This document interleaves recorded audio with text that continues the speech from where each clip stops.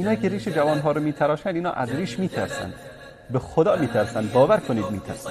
اینها از اون تیکه پارچه‌ای که خواهر تاجیکی به سر خودش میبنده به عنوان حجاب، والله از اون میترسن. این عظمت اسلام رو نشون میده، این عظمت شاعر دین مبین اسلام رو نشون میده. اگر خوف و هراس نداشتن از حجاب خواهران تاجیکی ما، هیچ وقت حجاب اونا رو از سرشون بر نمی‌داشتن.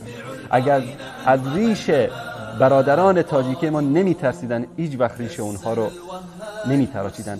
باور کنید که هر تار ریش جوانان تاجیک نیزه است بر قلب این دشمنان دین.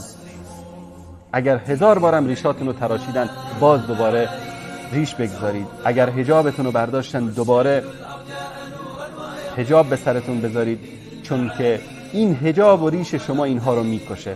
این گلدسته های مساجد شما انشالله اینها رو دقمرگ خواهد کرد.